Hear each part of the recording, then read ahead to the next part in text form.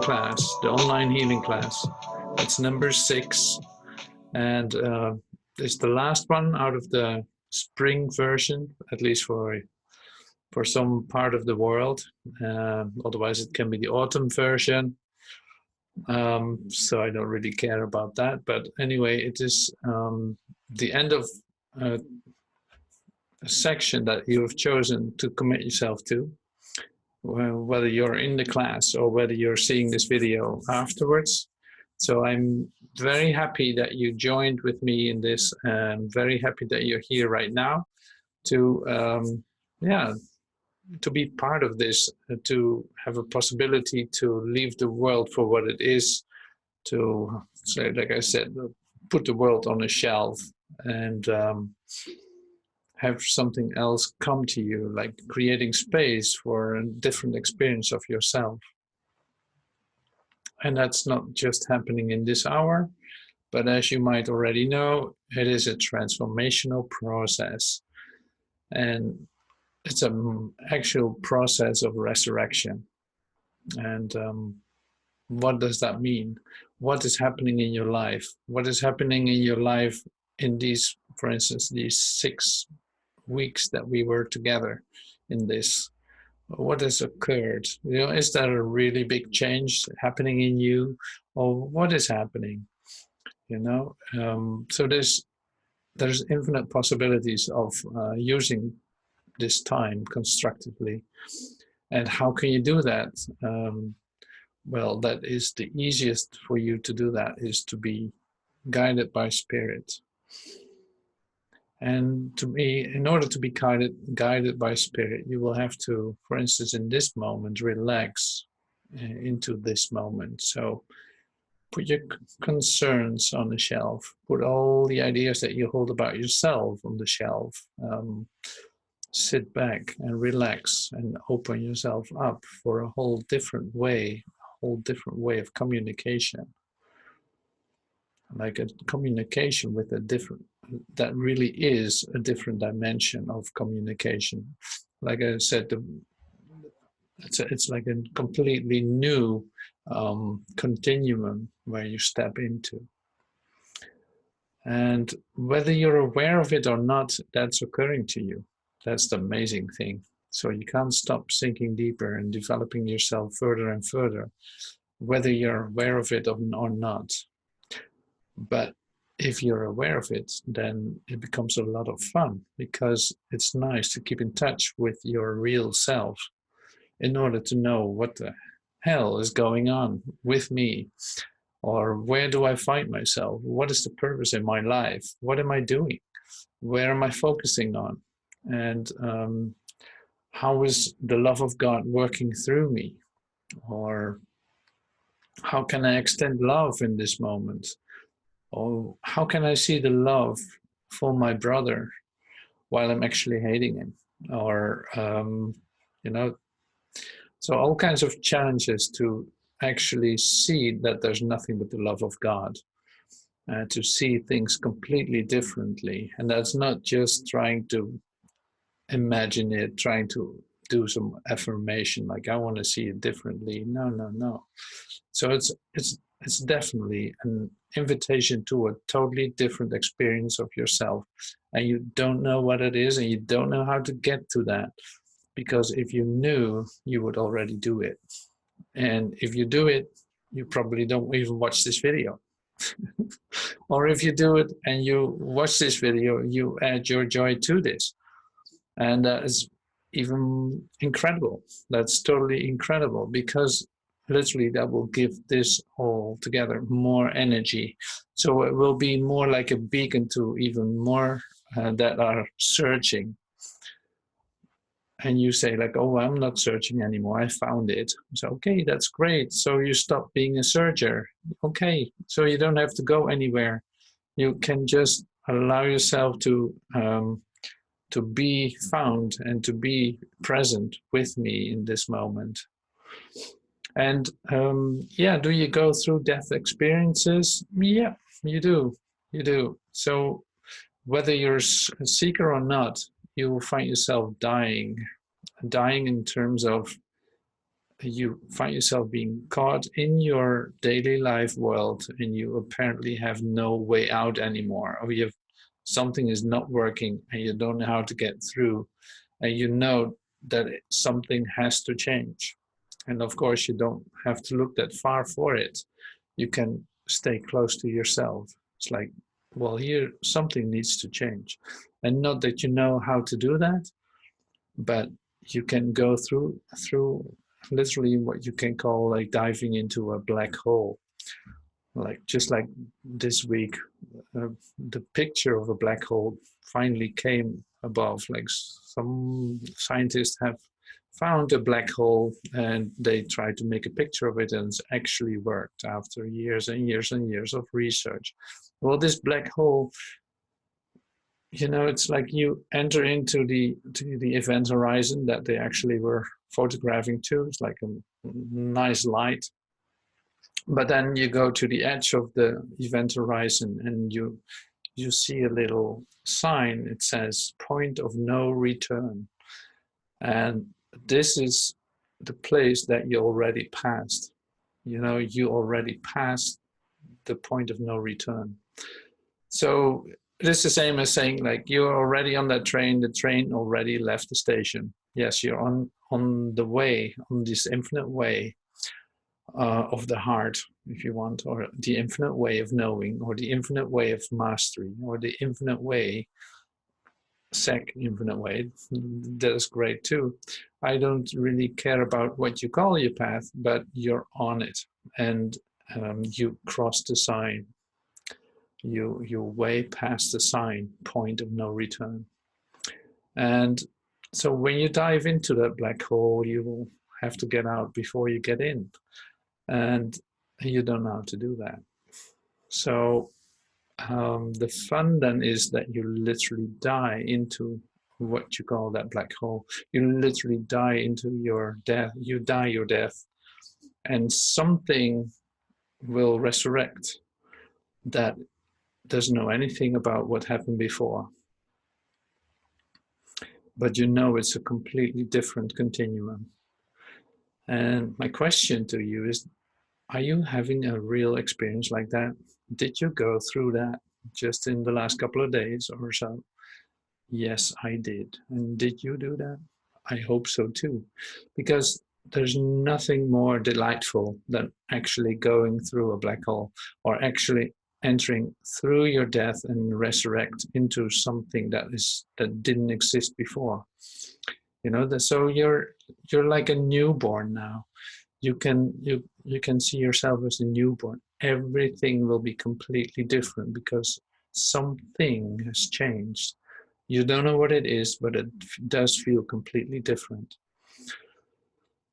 So yeah, that happened to me, like a couple of sleepless nights, a couple of this and a couple of that. And it's like, oh no, that's not possible. I can't go through with that.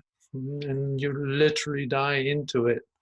And apparently there's a calling, there's a little moment of communication with your Holy Spirit, and there's a real deep heart desire for you to call forth, like, okay, if there's a solution, if there is something that would work for everyone, that benefits all, that I need to go through, bring it on, just bring it on, or show me what that is.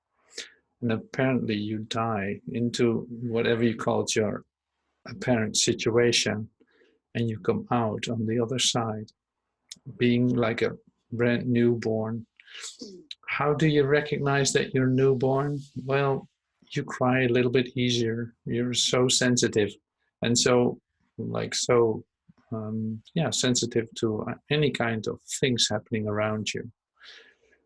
And so that is occurring in me. And is that occurring in you? I hope so, because it is just a great way to come in contact with the brand new you.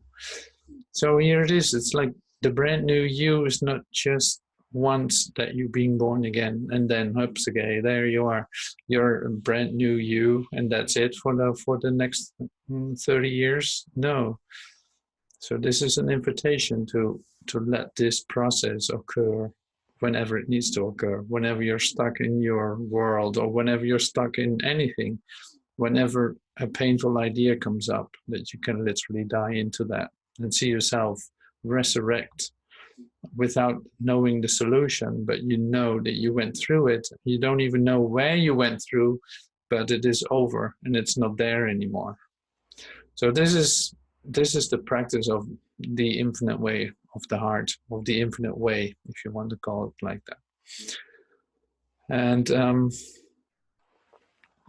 so did Jesus go through processes like this? Yes, he did. So we read some of that too in the Way of Mastery. And did Joel go through that experience? Well, you bet he did. So yeah, no, it's so great to have him being present in this, in these talks that we are. Like, you can feel his presence right now too.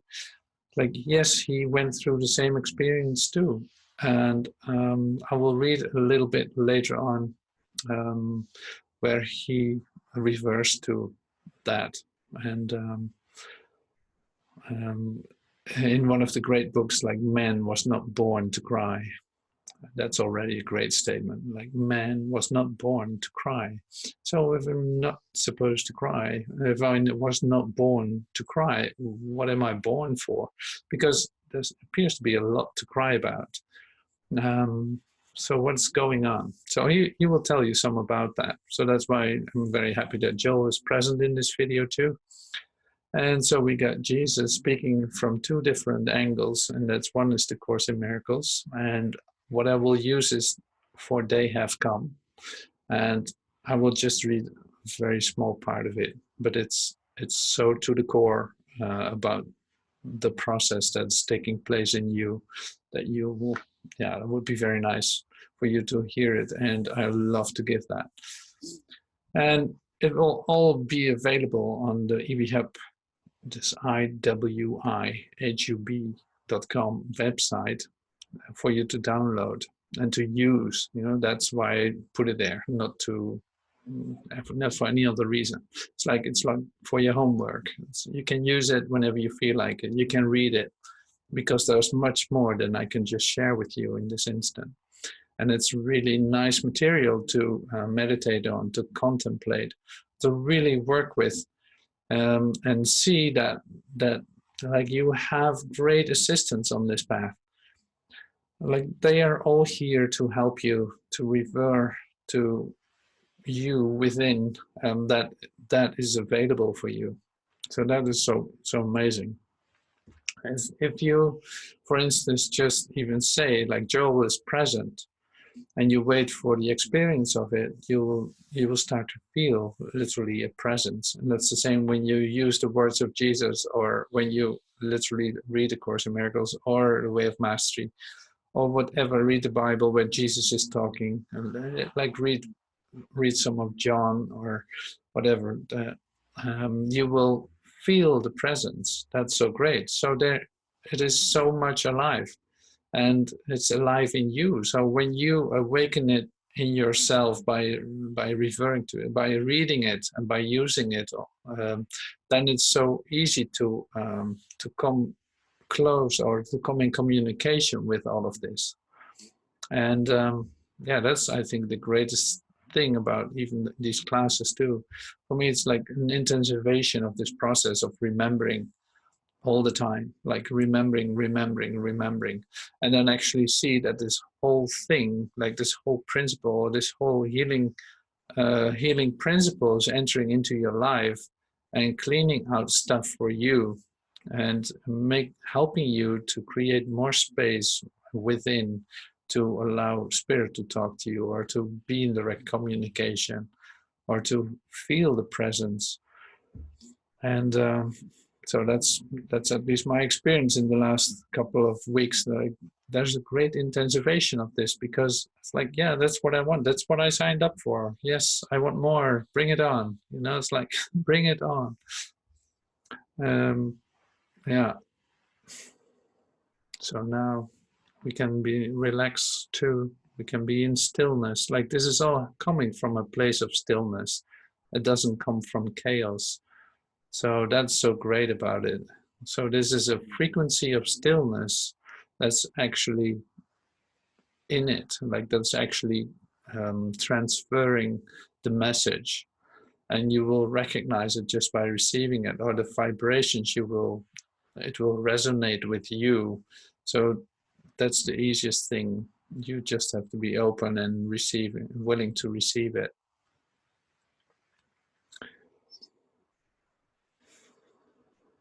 Okay, so did you practice the I accept the love of God with your hands wide open? Well, let's do it right now. Why not? I accept the love of God when you breathe out.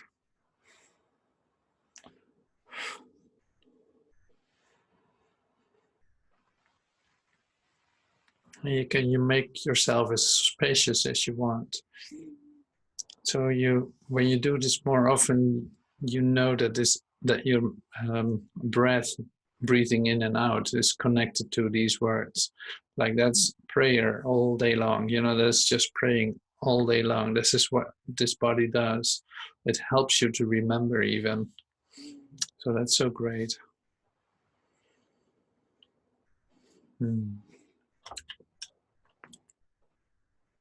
Okay, so where to start?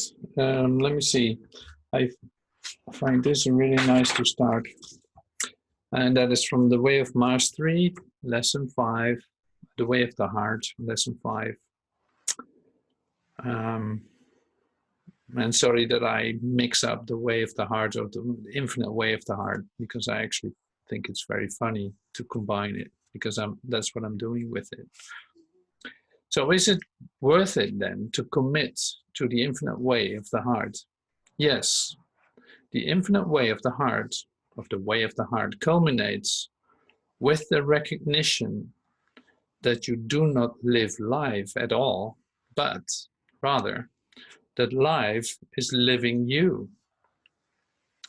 One of its characteristics is the development of the witness, a quality of consciousness, a way of being in which you seem to be witnessing everything that arises and flows through you and around you from a place of utter stillness.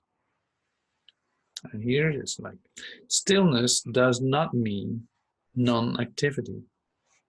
It does mean non-attachment to activity. So I'll repeat that once more, because that is so helpful. Stillness does not mean non-activity. It's not that you have to sit in total silence. No, it is non-attachment to activity. Some examples.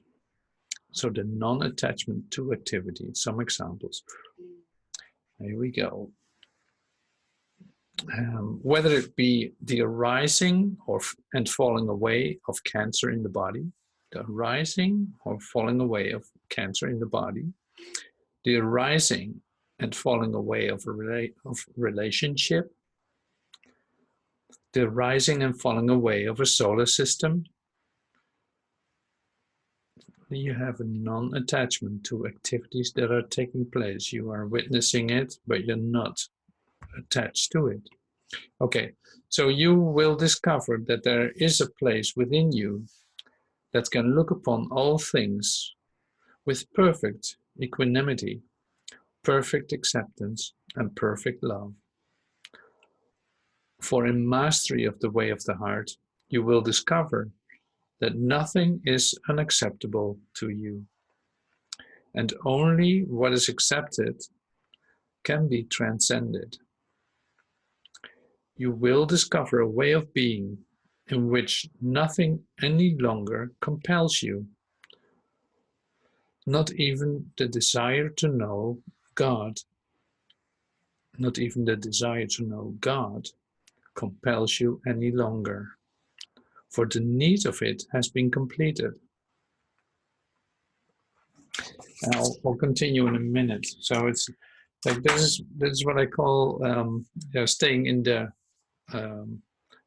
this communication. Like, you're not even being concerned about knowing God. because it literally comes to you. It literally is given you. So it's not of your concern.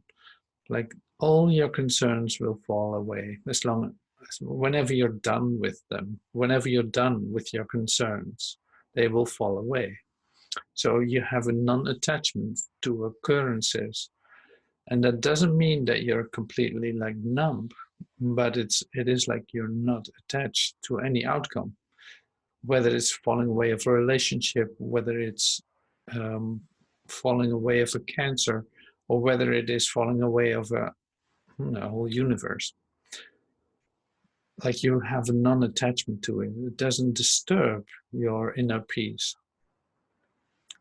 So this is maybe not right now happening to you, but it is what is being offered by just doing this, being in this process, allowing the changes to occur to you, and getting up, getting trained in the practice of dying daily,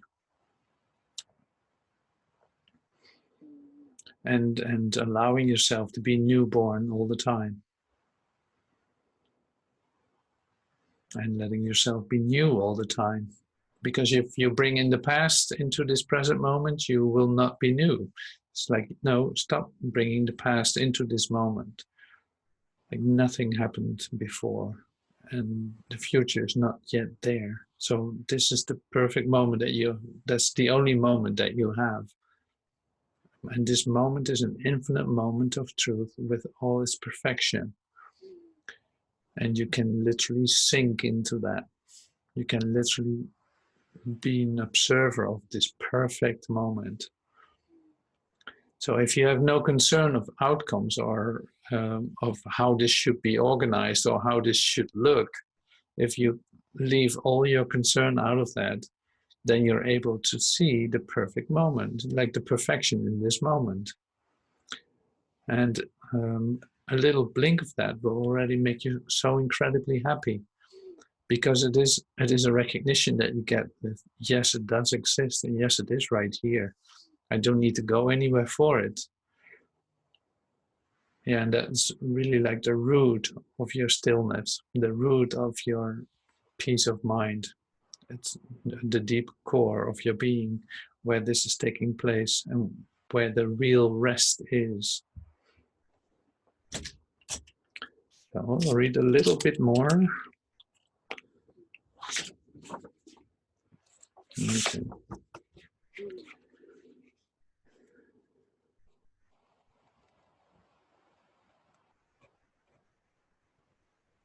Then there arises a way of being in the world that is indeed not here.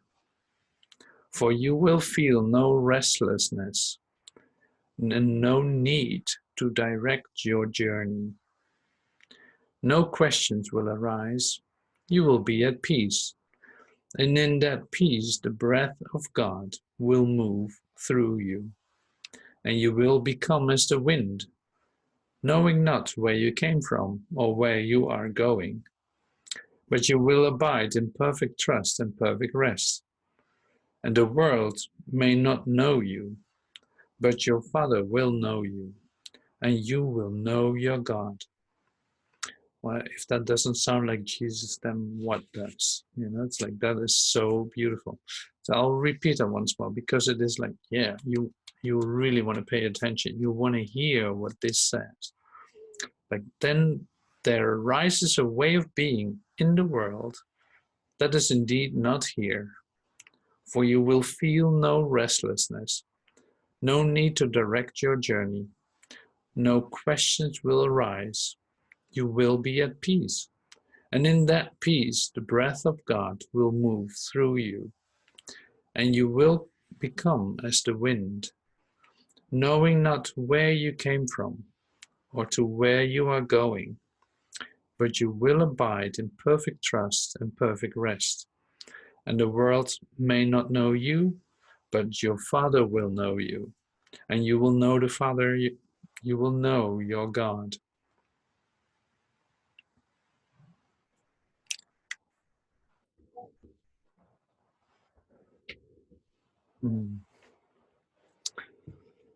So it's not that when you are not attached that's the end of the story. So that when you're not attached, that then suddenly everything is completely silent and nothing occurs. No, it's far from that. So it's literally you start to become open to have spirit work through you, or to come into action through spirit. So that means you can stay at peace. You have no concerns. You literally enter into what you can call the kingdom. You literally are in heaven because you have no choices to make. You don't have to direct your journey, like it says, and that's so great too. Like you are being guided, so you don't need to direct your journey. And so maybe as an exercise, just think of what you did last week in the last 7 days. Was there a moment in which you really directed your journey? You had like, okay, I gotta go that way. I'm not gonna go that way. Like, did you make a decision of any kind? Or did you allow spirit to show you where to go? Like, did you feel that you were moved to stay even in the same place, but everything changed just by you doing that, by you allowing the change to occur in you and not trying to organize things outside yourself in order to facilitate a change?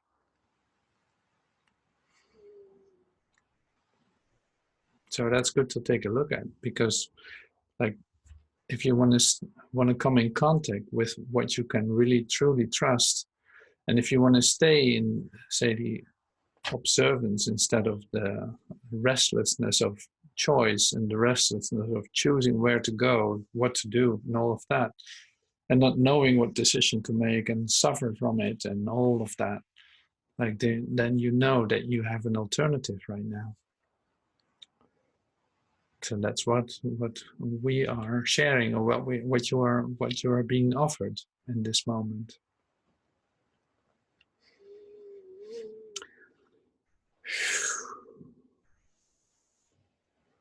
So restlessness, is that nice? Stillness. So stillness is activity. It's active. It's an active non-attachment. So that's so great to hear too, isn't it? I'll put this right here. So curious what the next step will be. Like I can't wait to read the little part of Joel too, because he's talking in "Man was not born to cry." And he has always these little pieces in his letters, like across the desk, that are really nice and to the point. When I read them, it's like, ooh, that's so nicely said. So let's do that.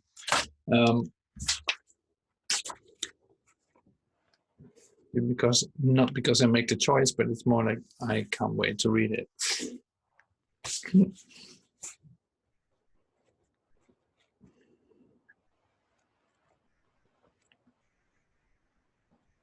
So this is a real nice, it is like seamless again.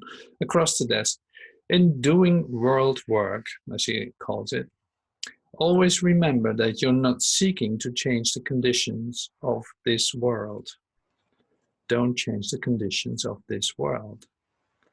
Does this shock you? It should not, because now you know that my kingdom is not of this world. You also know that my peace is not the peace that is the absence of war can give, or that health or wealth can give. My peace and my kingdom refer to a state of consciousness that is not of an earthly nature, not even a good earthly nature.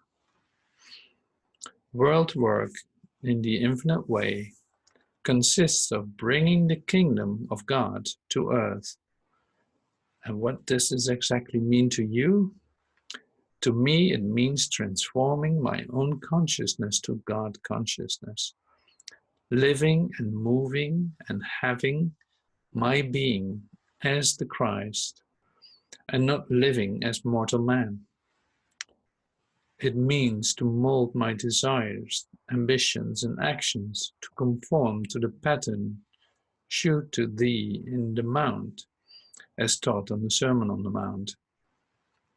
Above all, it is to live only as I, knowing that I embody my good, to understand that the bread, meat, wine, water of life are the substance and activity of my consciousness, and to know that that power does not exist outside of me, and that it is not necessary to use any power.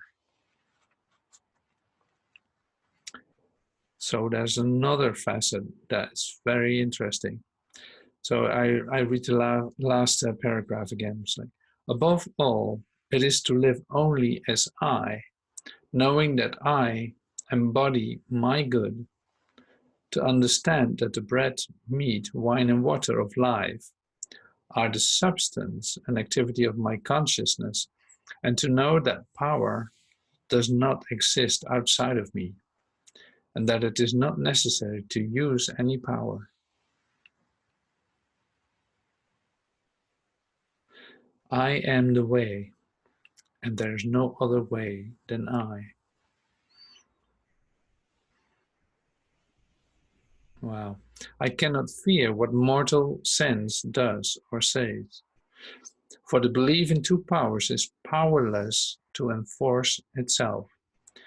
In my kingdom, nothing enters to defile because of omnipresence. I am the law of life, of love, and of peace.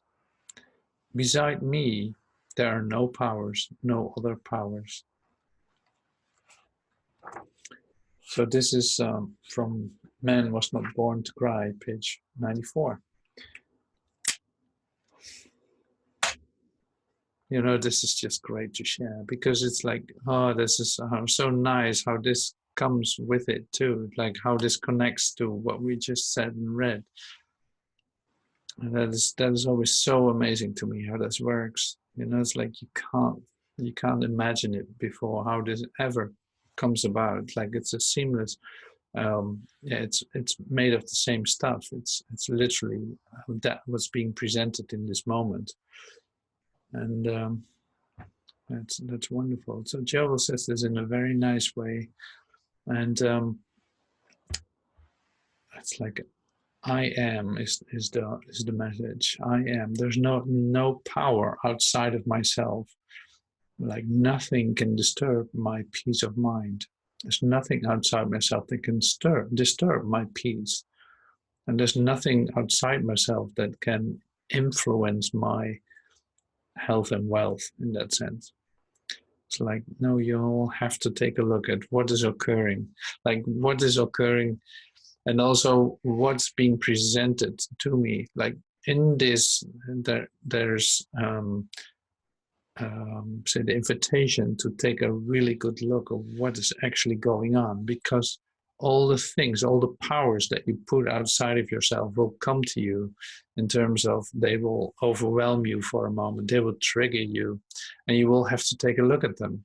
And we said this many times, like you will have to see things differently, or you have to forgive yourself, or you have to know the source of where this all starts. Like that is you. And I'd point always at my nose to say, like, yeah, this is where it begins. And also the discovery of your new way of looking at things, like coming from your Christ consciousness, will be the invitation to actually discover that Christ is in your brother as well as you. So it's not just like, okay, well, the Christ is in me. Yeah, okay, welcome. Just can I have a little applause, please? No. So that's not what that is. It's like, no, the greatest accomplishment of Christ is that he sees oneness with his brother. He's looking at his brother and can only see the Christ and only connects with the Christ. The rest can fall away, can just fall into pieces.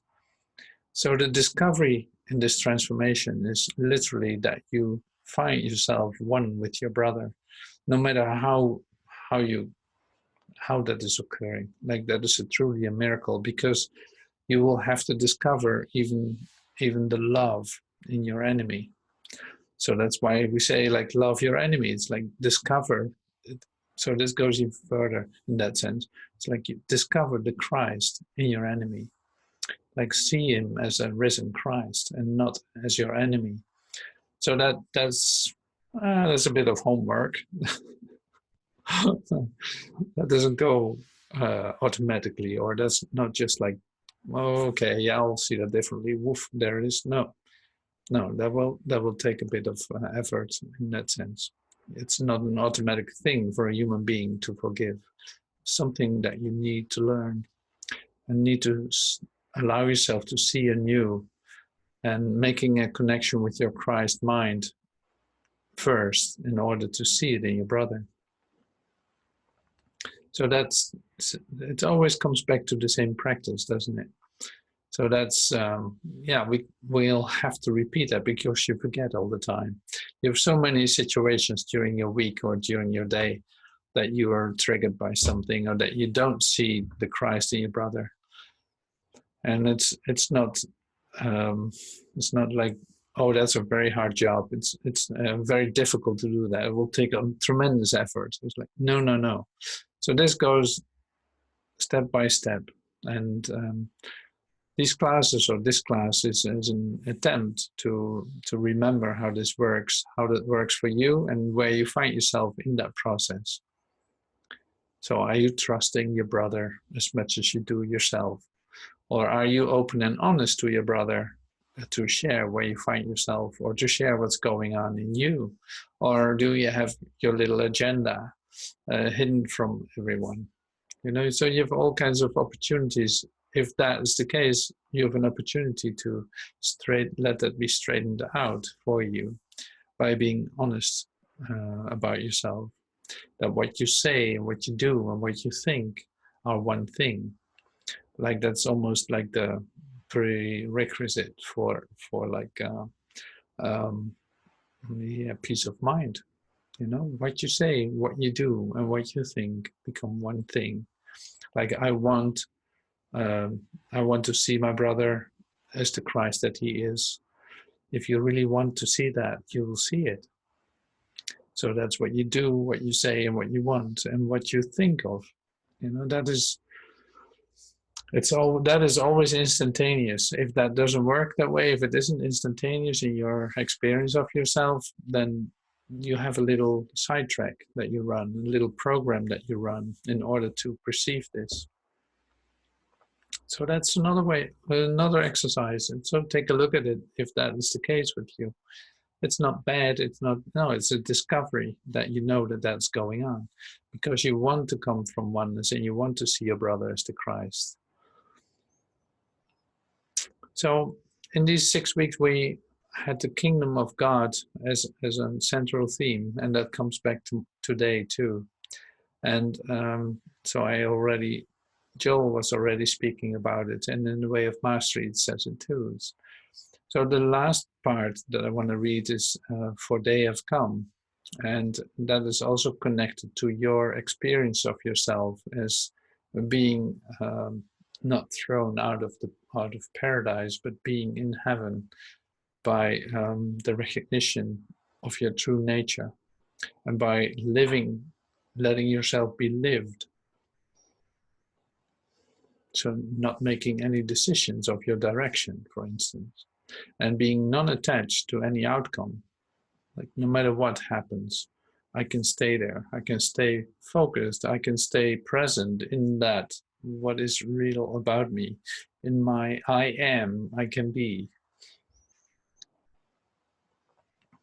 So now the little part of "For they have come." I'm not reading the whole section, but it will be available for you in the next couple of days on the website.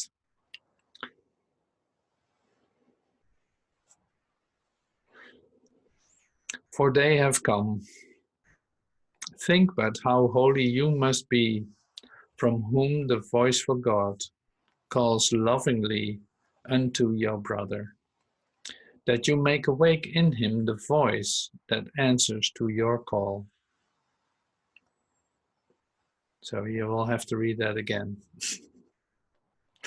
Think but how lovely you must be, from whom the voice for God calls lovingly unto your brother, that you may awake in him the voice that answers to your call. and think how holy he must be when in him sleeps your own salvation, with his freedom joined. However much you wish he be condemned, God is in him, and never will you know he is in you as well while you attack his chosen home and battle with his host. Regard him gently. Look with loving eyes on him who carries Christ within him, that you may behold his glory and rejoice that heaven is not separate from you. Is it not too much to ask a little trust for him who carries Christ to you, that you may be forgiven all your sins, and left without a single one you cherish still? Forget not that a shadow held between your brother and yourself obscures the face of Christ and the memory of God. Yes, I will read that again. Forget not that a shadow held between your brother and yourself obscures the face of Christ and the memory of God. And would you trade them for an ancient hate? The ground whereon you stand is holy ground, because of them who, standing there with you, have blessed it with their innocence and peace. Seeing those them, yes, that's Joel too. Yes, that is Jesus too. Yes, they are standing with you on this holy ground. Like the ground wherein you stand is holy ground because of them who, standing there with you, have blessed it with their innocence and peace.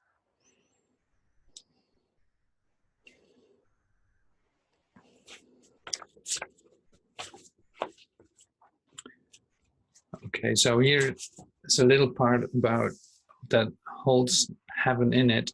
Heaven is grateful for this gift of what has been withheld so long, for they have come to gather in their own. What has been locked is opened, and what was held apart from light is given up, that light may shine on it and leave no space nor distance lingering with the light of heaven and the world. The holiest of all spots on earth is where an ancient hatred has become a present love. And they come quickly to the living temple, where a home for them has been set up. There is no place in heaven holier, and they have come to dwell within the temple offered them, to be their resting place as well as yours. What hatred has released to love becomes the brightest light in heaven's radiance, and all the lights in heaven brighter grow in gratitude for what has been restored.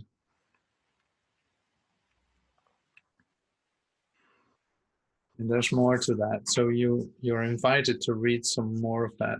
So that will be available. I will stop here. So it's like, for they have come. So they are there with you when you can forgive your brother, when you can see the Christ in him and have that be your vision of him, like your experience of him. And in that you join with yourself, with your brother, and see that all your sins are forgiven, all the sins that you held on to, all the ideas about yourself that were not true and that kept you bound in this little maze of nothingness.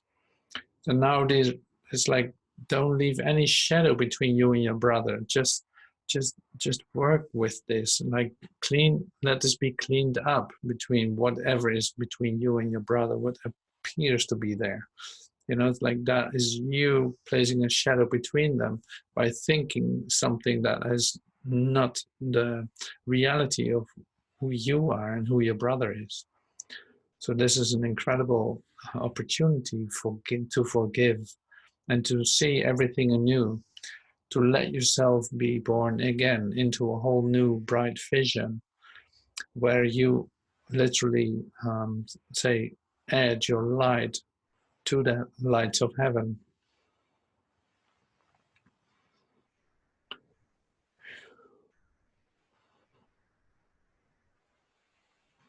So for they have come, for you have come with them. When you see your brother anew, when you see your sister anew, when you see the one that's in front of you anew. So the whole invitation is still the same. It's like your idea about yourself needs to go. It will not be useful. Your ideas about what God is, what you think enlightenment is, or what you think transformation is not what it is. So you don't need to be concerned with that anymore. It's like you don't even need to be concerned about finding God, like it said in the beginning. No, you will have no concern but to see your brother for who he is. And to see yourself, to allow yourself to be completely new in this brand new light that's available in this instant.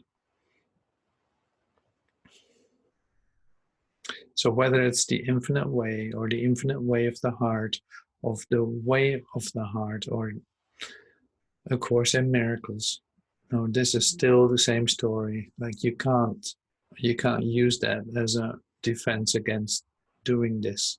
The message is coming from Christ's mind to itself, to remember who it really is and not anything else. So there's literally no way out. You've been past the point of no return altogether, and you're diving in it. And the one that will come out has nothing to do about what you think that you are. So together we dive into this black hole and come out on the other side as brand new you, in which we recognize each other as the light of the world, that light that shines into this world.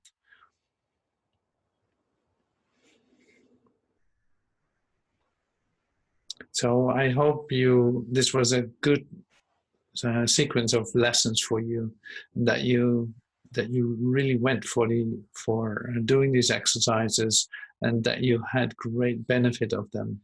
That would be so wonderful. Feel free to share some of your experiences with me in the comments down below, in the YouTube comments, or however you want to send it to us. It's like you can use the email address, the contact address on iwihub.com, and just share whatever you feel like sharing. And thank you so much for being present in this class, and thank you for everything.